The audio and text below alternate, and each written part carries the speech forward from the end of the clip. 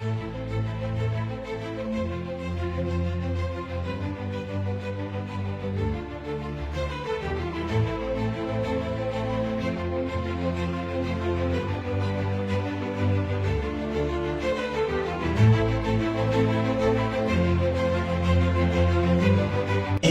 in the Honorable Minister of Works. I also person on the construction of most city staff. We will accept that before after they are moved to the Thank you very much. My colleagues, honorable ministers, SH, Mr. President, the Prime Secretaries, senior government officials, and the men and women of the press. The question that was asked on road infrastructure was plans in reversing the state of the roads. What efforts are being made to ensure the roads are motorable? I agree with you that we inherited a lot of challenges as far as our roads are concerned. I admit that the roads are not what they're supposed to be. But before now, we had a lot of challenges which we are tackling. We had poor design of our roads in the past, poor supervision, and a poor construction. We inherited a lot of inflation and high cost of building materials in our road development. We don't fail to say that we have some of the contractors that are playing games over the years, not serious in doing the jobs they were paid to do. Because we have compensation problem, we have terrain problem, we have insecurity. And we noticed that we had a number of contractors with so many jobs, but no equipment and no technical people. And of course, lack of maintenance of our roads. So what have we done? We have improved on design. I don't know whether anybody knows any federal highway that after being constructed that has lasted for 10 years. It's because of lack of professional ethics in the development of our roads. You don't use asphalt when you have high water table to construct our roads. For example, you look at the East-West Road. The East-West Road from the beginning to the end has a very high water table. And so as you're constructing with asphalt, the road is failing. We are addressing the design of our roads based on the subsoil and the water table. And the funding is also a challenge. But in the ingenuity of Mr. President, he has introduced new infrastructure funding, where a number of projects are migrated into this funding program, like the PIPF. We will come to that, and some of the roads that are within the nation economic corridors. We have the HDMI program, where we allow the private sector to participate. And so far, we have engaged with the private sectors in over 63 roads. And the idea is for them to bring in funds, construct these roads, work with the Infrastructure and Concession Commission and the Ministry of Works to tow these roads. We have started with the Kefi Makodi road that is completed. But we have not rolled out because we don't want anybody to pay with cash. So we're working with the Federal Ministry of Finance on how we can have paperless tolling system over there. We also have a system whereby we have what we are injecting the renewable infrastructure architecture on our roads. And for example, in Topmela Bridge, after we finished the rehabilitation, we have built what we call the observation room by the seashore there. And we put solar lights to ensure that we have light constantly that is not dependent on the generator or diesel. And we have also injected CCTV there. And so we have a house we have built where we will have the army, the police, the navy, and of course Lasama and Lagos. And the idea is that anything happening on that bridge within 10 minutes, that they should be able to get to that point. And so we have vehicles we have purchased and then we have put. That is what we want to inject in all our roads. For example, we are completing the Lagos Ibadan. We are working on Makurdi to 9th Mile. We are working on Abuja to Kano. And so these roads are going to be tolled. But we are not just tolling them, we are bringing confidence in the use of these roads. The people can travel at night because we are bringing security, where the response time will be 10 minutes along the entire corridor, where you have solar lights permanently there, and then reduces travel time, and through the tolling the roads are maintained. Then it means that there will be confidence, because Nigerians will pay if the roads are good. But let me say this, before now, the roads development was never handled as an investment, and it was never handled professionally, where professional ethics would be injected into the road development. I've seen a situation in which in our road development contractors play games.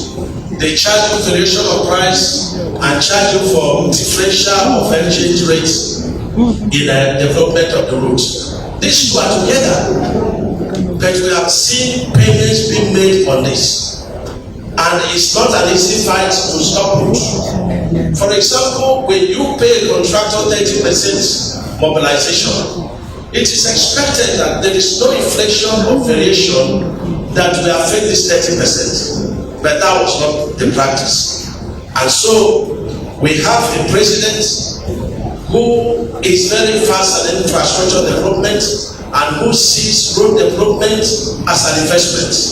Let me not fail to let you know that this administration inherited a total of 2,600 projects with a total cost of 13 trillion. And of course, you should understand the level we were before we floated the naira, and of course the fuel subsidy.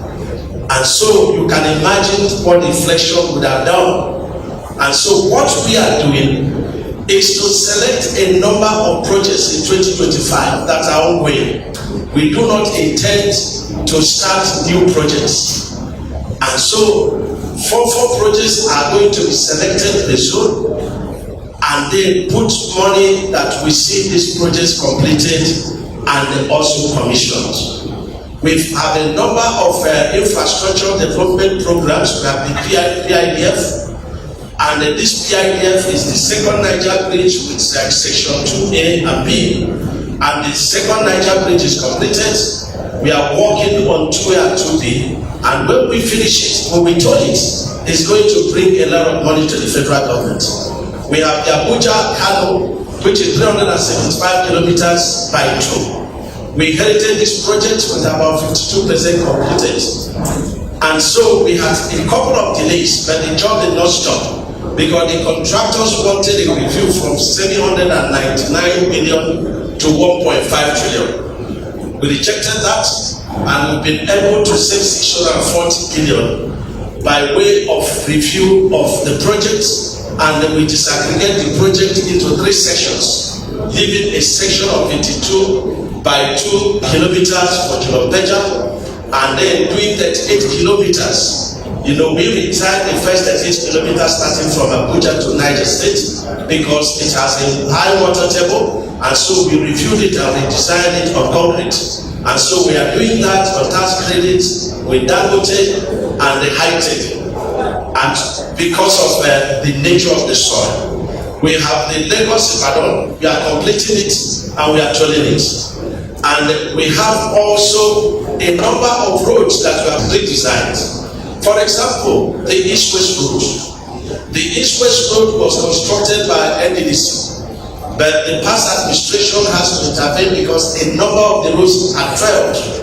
And let me start with Akwa Ibom to Cross River. We have 3 contractors there. We have the CCCC, we have the Julius Berger, we have the Sabatek. That's a local contractor. But as these roads were being built on asphalt, they were failing. So we had to redesign the roads. And what did we do? We had to look at the subsoil, strata. And so we dig 1 meter, we fill with lumps, with sharp sand and stone base, and we put 8 inches reinforced concrete. And that is what is ongoing right now within those 3 sections. And you come to Eleme to Bone Port. That section is 50 kilometers and it has the highest traffic in this country. And it was awarded to a company RCC for 156 billion. We inherited that project. We looked at it. It was designed on just 2 layers of asphalt. There is no way it was going to carry the volume of traffic there. So we had to redesign the project. And what did we do? We designed it by taking a meter, filling it with lumps, filling it with sharp sand, filling it with stone base, and putting reinforced concrete pavement on top of it. And it's designed for 50 to 100 years. And that is what is ongoing. We also have projects that we inherited. Biniwari. You know the high water table Biniwari. We have the SKCC China company. We have the Levant. We have the Chaos. And so these projects were also designed on asphalt. And there is no way the road could be built on asphalt and it will last for 2 years. Let me digress a little and tell you a story. When I went to China, I saw beautiful roads in China. I didn't see when they were doing maintenance. And I asked the question, what's the trick? They say in China, if you build a road and the road fails and you're still alive, and it is investigated and there was any element of compromise, you will go to prison for life.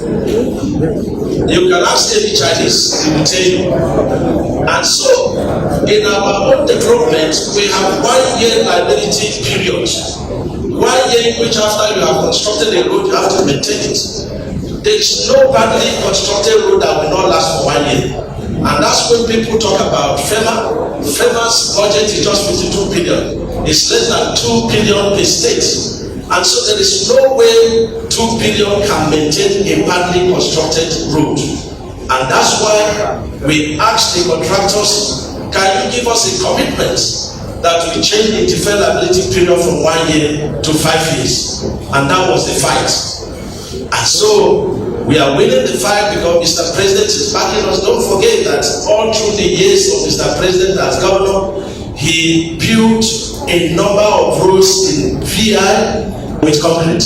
You go there, you see the interlocking tiles. It's a form of concrete pavement, and that's still standing. So we have redesigned these projects on concrete pavement, and the people within these corridors are very happy with the ones we have done. You take, for example, the jump Sokoto to Zamfara, and down to Katsina, down to Kaduna. We also looked at it, and we saw that on a number of locations we have very high water table, and we have redesigned the project. If you go to Sokoto to Zamfara, you see a very beautiful job being done by CDC. But let me digress a little to talk about the legacy project of Mr. President. When we started the coastal highway, 700 kilometers, that is traversing Lagos, Ogun State, Ondo State, Edo State, Bayelsa, Rivers, Akwa Ibom, and Cross River. People did not understand the merits of this project.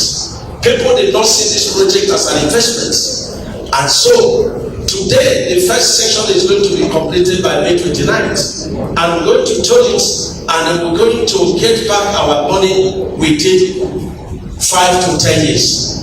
We have checked it. We also have added a number of land within the corridor, because we've seen that tolling of roads alone is not just going to give you return on investment immediately. So along these corridors, we are acquiring land where we use for tourism, where we use for factories, where we use for housing, and so on and so forth. And so the essence of this coastal road is that it's going to decongest the Apapa Wharf, where you have shallow shafts for the ships. Right now, we are doing transloading, and Nigeria is losing a lot of dollars on daily basis. Now, we have that deep sea port, and we are going to be taking a lot of, our clearing from that location. We are building the 7-axle road that is going to take off all the trucks from Dangote fertilizer refinery, the deep sea port, and then we now take it to Shagamu Benin Road. From there, it will go to north, it will go to southwest, go to south, and southeast. And we have the Sokoto Badagry, and this is 1,000 kilometers. We have awarded sections 1 and 2, and along this corridor, you have over 63 dams. That's for irrigation, for agriculture. Within the Lagos Calabar Coastal Highway, we have a lot of wind energy we are going to harvest, and so on and so forth. And so, let me conclude, because I want that Mr. President, when we came on board, we got out 330 roads and bridges that were in very serious danger. They say that the chain is, as strong as the weakest link. If you have a road that is so beautiful and then you have a cutoff, then the road is rendered useless. And so we had to earmark this 330 projects for a total of 300 billion under 2023 supplementary appropriation. Let me announce that over 85% of these projects are completed, and we have directed the directors of the various zones to go ahead and start commissioning from October 1st. And finally, let me assure that our road development is taking a different dimension under the support of Mr. President. And trust us, I want you, from October 2nd, we've agreed with the media that we are going to start the inspection of the road to see the improvement we have brought to our road sector. And it's going to be in 6 different regions. So the media will be divided into 6, and then we go with our directors. And lastly, let me announce that we have sent all our directors to the field for proper supervision. So have hope in this new hope administration, which are in there.